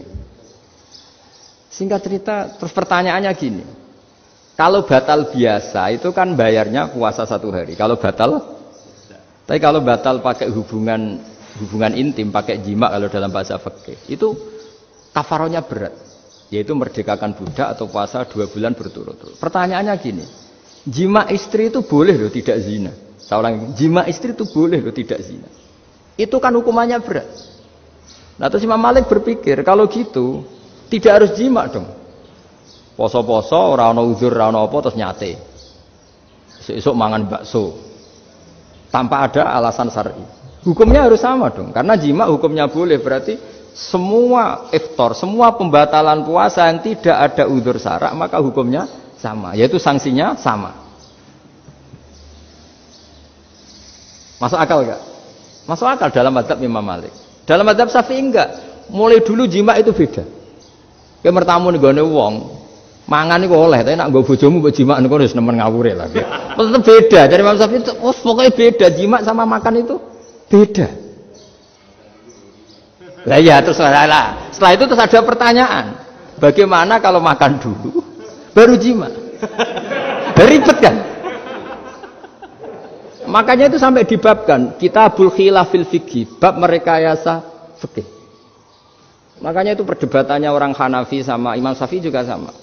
Ada orang jam segini lapar sekali, kalau langsung makan kan kena sanksi. Ya pergi aja dulu, pura-pura ngaji ke Gus Bah gitu. Nanti kan jadi musafir kan? Wah itu sudah boleh itu kan? Musafir. Padahal enggak. Memang dia pergi itu karena supaya bisa makan. Mau nggak kepikiran ngaji kok tahu-tahu ingin ngaji. Mumpung Ramadan nah. Nah makanya dibabkan, apakah boleh merekayasa fikih? Tapi fikih bisa apa coba? Dengan status kamu musafir, ya memang boleh iftar, boleh berbuka. Lah itu terjadi terus perdebatan ulama menyangkut fikih. Karena memang masalah furu'iyah. Sehingga termasuk perdebatan kita dalam perilaku. Misalnya adat orang NU kalau habis salam itu menghadap ke kiblat. Karena arah terbaik itu kiblat. Tapi sebagian orang Muhammadiyah atau mungkin semuanya menghadap ke makmum. Itu memang teks hadisnya itu, kita-kita yang meneliti hadis itu, semua syarah itu berdebat. Nabi memuji kiblat itu arah terbaik, oke. Tapi di bab itu Nabi itu aqbala alaina, menghadap ke kita. Lalu pertanyaannya, kenapa menghadap ke kita? Ada mengatakan karena Nabi memang punya tradisi kadang ngendikan. Ya tentu dulu istilahnya tidak kultum, nggak ada istilah itu dulu. 7 menit itu nggak ada. Tapi ada ulama yang analisis begini, termasuk kitab Fathul Bari. Nabi itu tokoh sentral, taruh lagi Nabi itu tokoh sentral. Ini kata kitab Fathul Bari, bukan kata saya. Nah, orang-orang yang imamu qaumi, orang-orang yang jadi imam di daerah masing-masing, tetap kalau sholat itu ikut Nabi. Ikut Nabi setelah salam langsung pulang. Jadi sebetulnya salam langsung pulang itu ya ada sejarahnya karena dia mau jadi imam di daerahnya. Nah, tidak kebayang kalau Nabi itu madhep kiblat. Kalau Nabi madhep kiblat, orang yang masbuk yang barusan datang pasti langsung usolli misalnya fardhul isya'i misalnya. Terus makmum Nabi, padahal Nabi sholatnya sudah selesai. Jadi intinya gini kata Fathul Bari. Imam setelah salam itu harus bikin gerakan atau omongan atau apa saja yang menunjukkan kalau sholatnya selesai. Di antara gerakan itu adalah beliau harus menghadap ke hadirin atau menghadap ke utara. Atau apa saja yang penting menunjukkan kalau sholat ini sudah selesai. Itu fikih. Jadi fikih itu cara menganalisis itu memang unik. Karena kalau Nabi tetap seperti itu, posisi pancet seperti itu, maka orang yang baru datang mengira Nabi masih sholat. Nah, pertanyaannya kalau mereka sudah takbir, malah sholatnya tidak sah. Kenapa tidak sah? Menggantungkan sholat atau mengikatkan sholatnya dengan orang yang sudah tidak sholat. Jadi menjadikan orang yang nggak sholat sebagai imamnya kan nggak boleh. Maka Nabi harus memaklumatkan dengan gerakan itu bahwa beliau sudah tidak sholat. Karena orang datang dari berbagai daerah. Jadi nganalisis fikih, fiqhul hadis namanya. Itu ulama itu mau tidak mau debat. Karena pertanyaannya itu kenapa? Ya memang mau apa? Karena yang namanya sosial itu yahtamilu muhtamilatin, ada sekian kemungkinan. Makanya dalam madhab istimbat itu, ketika Nabi sodakoh pakai tamer, pakai kurma, itu ulama mesti ngitungnya tuh kut. Kut itu makanan pokok.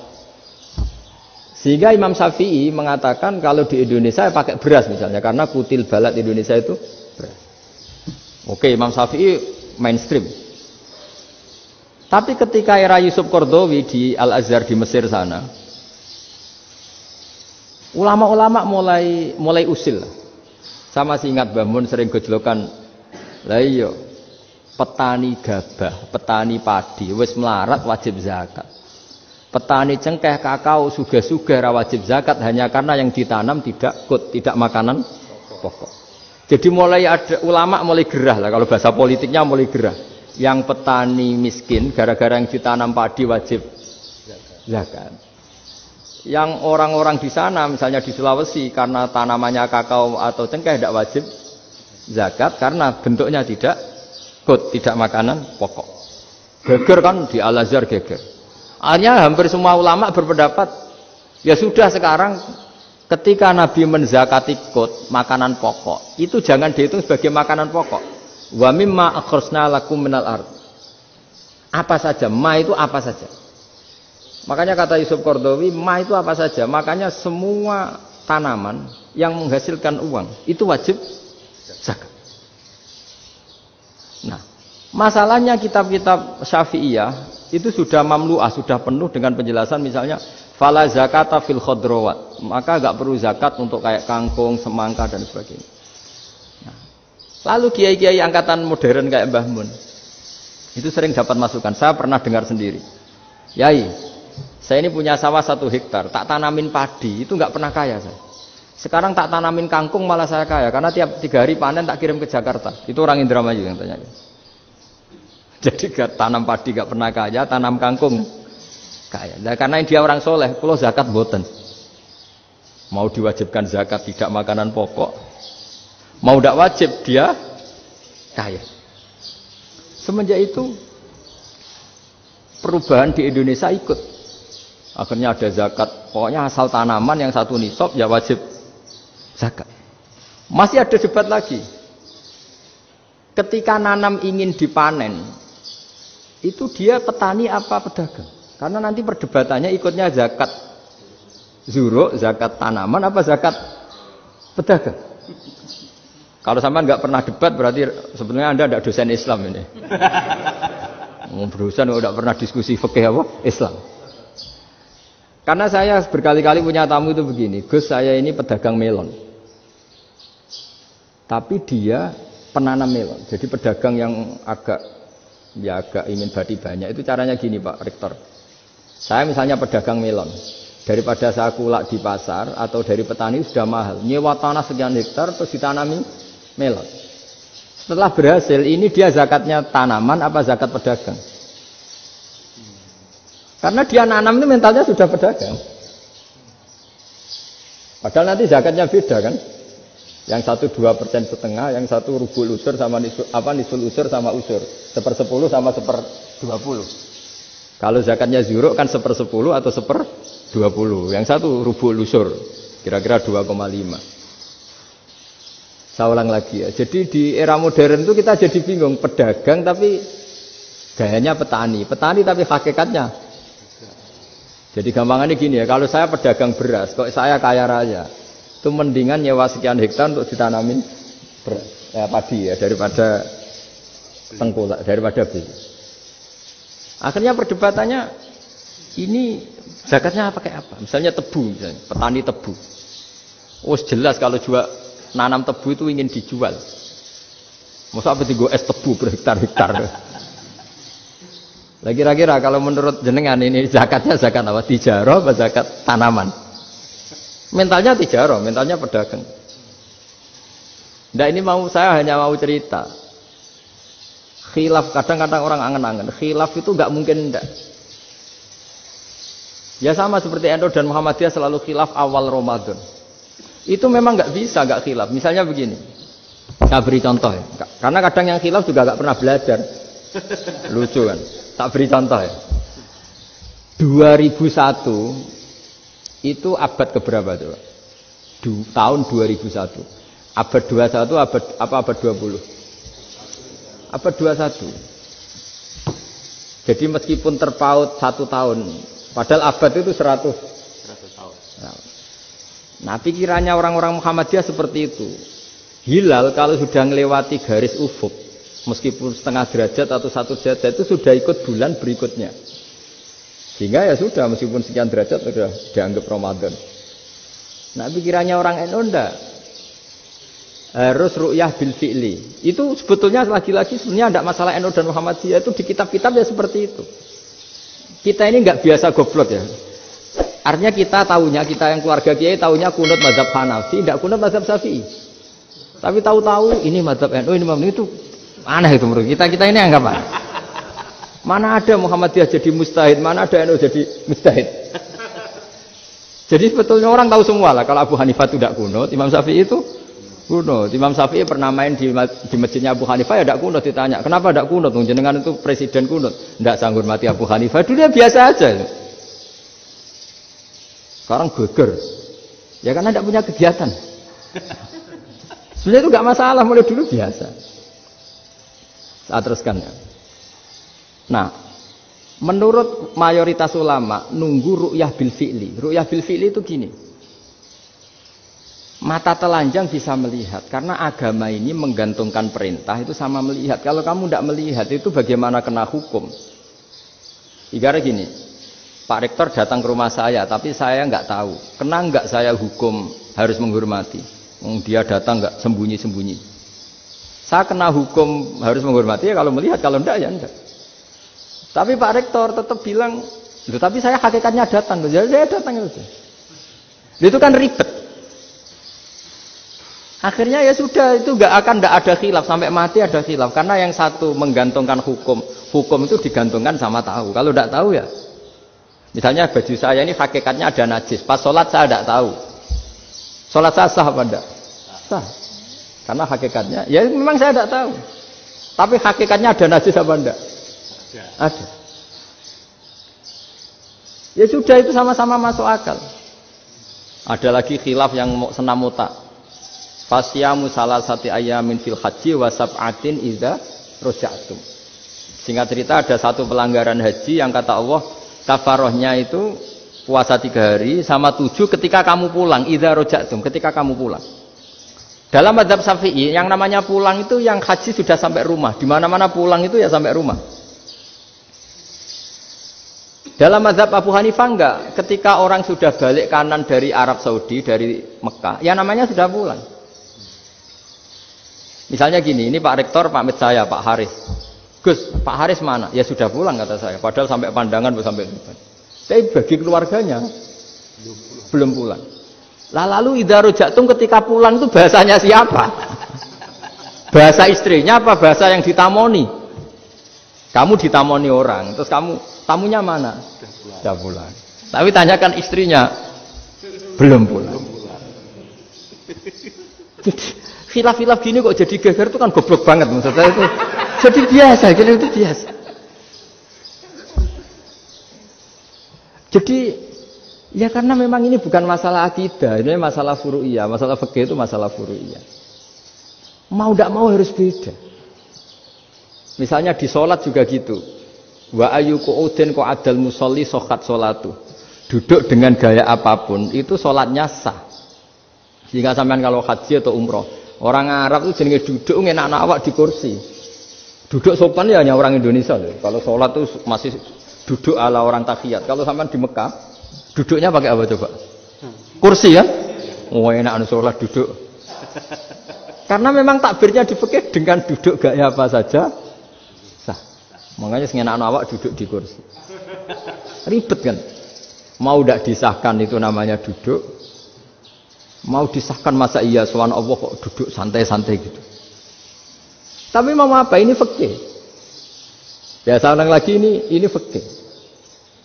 Fikih itu ya sudah ini fikih. Makanya kalau ulama berdebat misalnya Abu Hanifah berpendapat sholat itu wajib baca Fatihah apa asal Quran. Dalam mainstreamnya ya Fatihah karena la sholat limalam yakro bi Fatihatil kitab. Tapi cara Abu Hanifah enggak. Faqra'u ma tayassara minal Quran, bacalah apa saja yang mudah bagi kamu. Asal itu Quran. Sementing gak gending Jawa, gak nyanyi lah gitu. Ya sudah mau apa coba?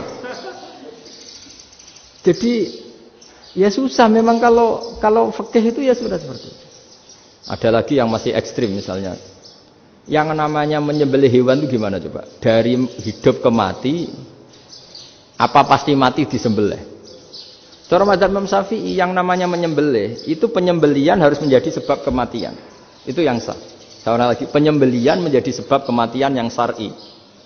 Sehingga beliau mensyaratkan hewan yang disembelih ini masih punya hayatun mustaqirrah, punya kehidupan yang normal. Sehingga kalau nggak disembelih ya hidup.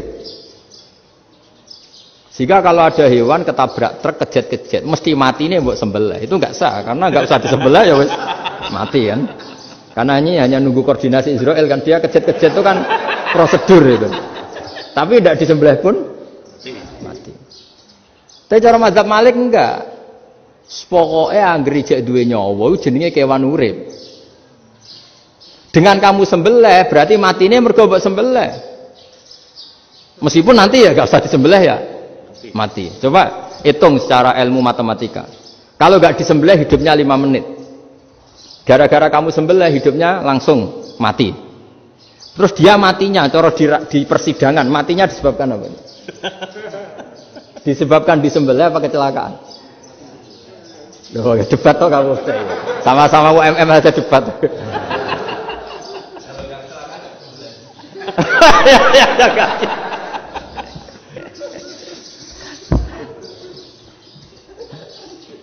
Loh, saya pernah ngalami nyata itu. Saya jalan-jalan sama anak saya pakai motor. Sampai di jalan raya gitu ada ayam jago ketabrak mobil, kejet-kejet. Orangnya tanya, "Gus, ini halal tau ora?" "Wis kanggo kon halal." Suatu saat dia enggak terima kan, tanya, "Kenapa, Gus?" "Ya nak kiai ra pantes, mosok kewan mesti mati nek tak sembelih, nek ra kiai pantes." Kata. Karena aku tahu kamu tuh gak kiai, mesti motifnya itu mergo jago, jajal cilik gak mau takokno. Adekan ayam itu bayi kan gak ditanyakan. Kejet-kejet mati rak lah wong cilik wae. Tapi masalahnya ini kan jago. Eman itu. Tapi secara fikih pertanyaannya tadi. Hewan yang sudah tidak punya hayatun mustaqirrah, dia hanya punya al-hayat al-ittiroriyah, dia punya harokah ittiroriyah. Dia mati kejet-kejet itu memang prosedur mati harus seperti itu. Mbok kecelakaan kayak apa, kalau mati kan kejet-kejet dulu. Nah ketika kejet-kejet ini pertanyaannya ini kan hidup apa mati namanya?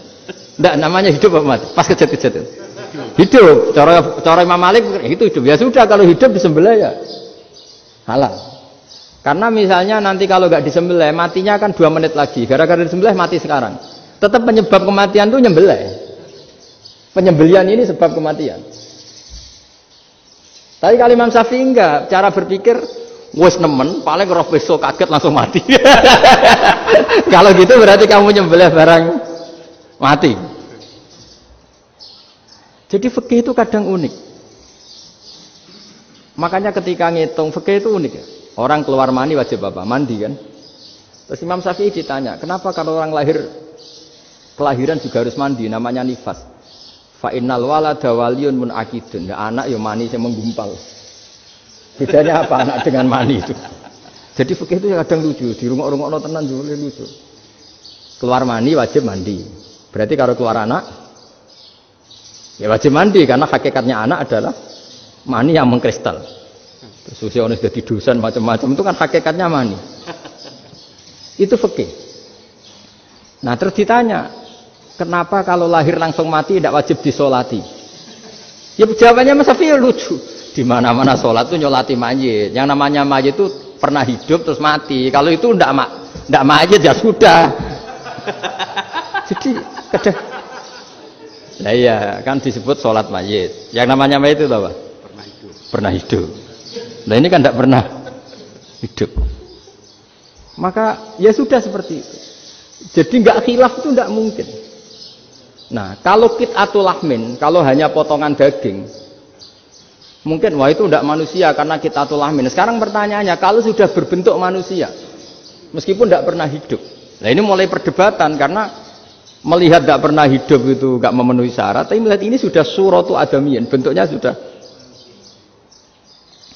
Nah kira-kira gitu perdebatan fikih. Makanya dulu awal mula zaman sahabat itu sudah debat. Masyhur kan. Nabi ada kontingen ke Bani Quraidah. Ya kalau kira-kira saya minta Pak Rektor kamu jangan kalau ke Malang jangan sholat asar kecuali sampai Tuban. Sebelum Tuban ternyata matahari mau tenggelam. Terus Pak Rektor milih wah sudah sholat di Bulu. Padahal belum Tuban. Padahal saya bilang jangan sholat asar kecuali di Tuban. Yang Pak Haris enggak tetap sholat di Tuban meskipun matahari sudah tenggelam. Karena Nabi menyebut Tuban. Singkat cerita, zaman itu kan Bani Quraidah. La tusolliyanal asra illa fi Bani Quraidah. Kalian semua jangan sholat asar kecuali sampai Bani Quraidah. Ternyata di tengah perjalanan matahari sudah mau tenggelam, kira-kira kurang 2 menit atau 3 menit. Sahabat-sahabat, sudahlah kita sholat asar di sini. Kalau sampai sana pasti sudah tenggelam. Separuh sholat. Yang separuh enggak, kata Nabi harus di Bani Quraidah. Ya sudah nunggu di Bani Quraidah meskipun matahari sudah tenggelam. Singkat cerita 2 kelompok ini matur, ya Rasulullah kita ngalami ini perdebatan gini-gini. Di semua riwayat di hadis-hadis sahih disebut falam yu'annif wahidan minhuma. Nabi tidak menyalahkan salah satunya atau enggak menyalahkan dua-duanya. Itu bahasa Indonesia juga ribet, yang benar gimana itu? Enggak menyalahkan salah satunya, apa enggak menyalahkan dua-duanya? Gimana bahasa benernya? Salah satunya. Salah satunya itu dua-duanya? Iya. Enggak, kalau bahasa Indonesia tidak menyalahkan Kedua-duanya. Kedua-duanya apa salah satunya yang benar? Kedua-duanya. Kedua-duanya. Bahasa Indonesia itu ya kadang ruwet ya. Orang pinter kayak Pak Habibie itu namanya ya orang luar biasa. Nanti sekolahnya orang-orang idiot itu ya sekolahan luar biasa. Orang pinter banget bahasa Indonesianya ya luar biasa. Kalau sekolah untuk orang-orang yang idiot juga luar biasa. Jadi kalau dipuji luar biasa itu gak jelas ini luar biasa ya. Gak jelas kadang bahasa kita ini kadang ya gak jelas. Nah itu gak menyalahkan dua-duanya apa salah satunya? Keduanya. Tidak menyalahkan kedua-duanya. Misalnya dibahasakan gak menyalahkan salah satunya, benar apa salah? Benar. Benar, ya sudah benar semua. Jadi itu bukti bahwa ijtihad itu boleh. Saya ulang lagi, bukti bahwa ijtihad itu boleh. Padahal ini jelas, yang satu harus sholat asar, padahal matahari sudah tenggelam. Makanya di antara fikih unik itu begini. Saya ulang lagi fikih unik. Saya menyaksikan betul ketika ada orang tanya Mbah Mun saya ini Kopassus. Kadang latihan itu sampai waktu zuhur habis. Saya harus bagaimana? Jawabnya Mbah Mun itu unik. Sementing ojo ngosor sholat. Engkau yojo niat jamak. Atok kodok katanya. Singkat cerita terus orang ini diskusi sama saya. Karena ini ya alim pernah mondok. Kenapa kosor tidak boleh? Karena kosor itu ekstrim, merubah bentuk sholat dari 4 menjadi 2. Maka alasannya harus jelas. Harus jelas itu orang yang latihan di Kopassus itu kan dia sudah berasrama di situ. Berarti dia sudah tidak musafir karena asramanya di situ, sudah mukim. Kalau dia kosor itu merubah bentuk sholat dari 4 menjadi 2. Merubah itu ekstrim. Tapi kalau dia qadha itu hanya mengakhirkan sholat dari waktunya. Kira-kira kalau kamu jadi malaikat, ekstrim mana? Merubah sama menunda? Ekstrim merubah kan? Karena 4 menjadi 2. Terus ojo jamak takdim, tapi jamak takhir. Itu juga penting. Bagi pengkaji fikih itu penting. Kalau jamak takhir itu salah-salah sithik ora pati popo. Kenapa? Kan mirip duhur qadha. Kalau jamak takhir kan. Tapi kalau jamak takdim asar kok di waktu duhur, ekstrim mana? Perubahan takhir sama takdim itu ekstrim mana? Ekstrim takdim karena melakukan sesuatu belum waktunya. Belum waktunya. Jadi itu memang ya memang tadi kajian-kajian fikih itu memang unik. Karena bagi ahlinya, saya ulang lagi, tapi ini saya ulang lagi bagi ahlinya. Makanya ketika Nabi menjamak sholat ketika nusuk, ketika haji itu kata Imam Syafi'i lis safar. Karena Nabi pergi jauh karena rumahnya Madinah. Tapi resikonya fatwa itu adalah orang Mekah nggak boleh jamak karena kawasannya nggak sampai 90 kilo lah kalau sekarang mungkin. Tapi kalau tahu Imam Malik nggak, jalin nusuk sehingga orang Mekah pun yang haji ya boleh jamak, karena alasan jamaknya karena nusuk, karena haji, bukan karena jarak. Terus diteruskan lagi.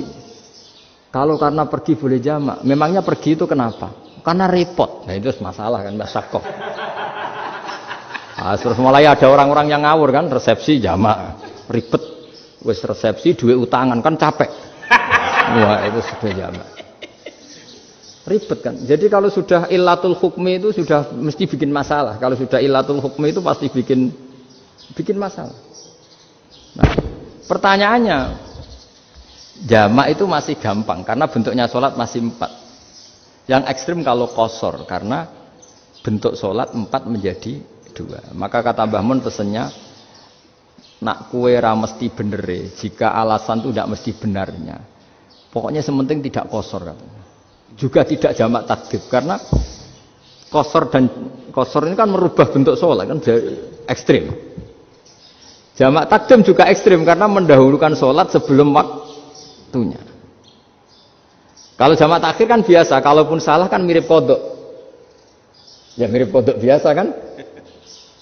Nah ini saya cerita, jadi fikih itu bagi ahlinya itu memang punya konsekuensi yang seperti itu. Makanya pertanyaannya misalnya, bagaimana hukumnya penyembelihan lewat mesin? Ya ribet kan. Bagaimana nyembelih dari belakang? Saya baca di kitab-kitab nyembelih dari belakang itu ya hukumnya tetap boleh asal itu hulkum dan mari itu terpotong. Tapi pertanyaannya, jangan-jangan ayamnya sudah kaget dulu karena uratnya ini. Makanya perlu ditanya ahli medis, setelah uratnya tercabut ini jangan-jangan sudah berstatus mati. Kan potensi ketika dipotong dari sini, potensi sudah berstatus mati. Makanya, kalau misalnya menyembelih dengan dibacok, plak itu langsung mati gimana? Itu tetap ada dokhtoh, dalam bahasa fikih dokhtoh. Dia terkaget, begitu, ada dokhtoh karena nggak bisa bernafas terus mati. Berarti kelangsungannya bangkai. Jadi orang yang pengkaji fikih itu ya seperti itu, memang itu yang ditekuni. Tapi kita sebagai orang awam ya tadi. Nak sing kecelakaan iku wedhus ta ayam jago ngeman, tapi nak pitik cilik ikhlas.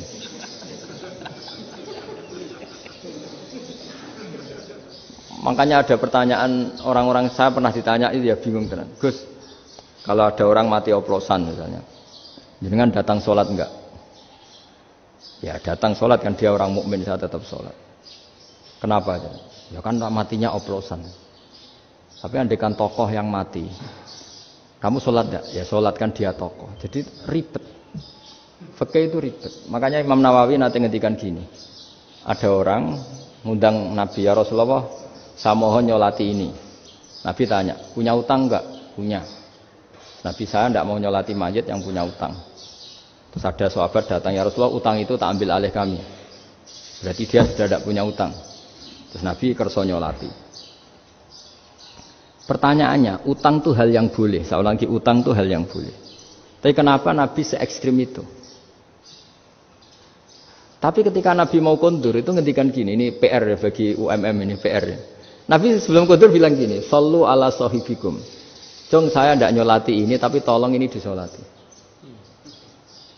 Terus kata Imam Nawawi, dianalogikan atau dikiaskan siapapun pelaku dosa besar atau mati dalam keadaan tidak benar, misalnya pas dugem mati, pas oplosan mati, itu sebaiknya tokoh-tokoh itu enggak nyolati karena nanti dianggap penghormatan. Misalnya ketua PP Muhammadiyah rektor nyolati wong mati oplosan kan keren. Mati oplosan disolati rektor.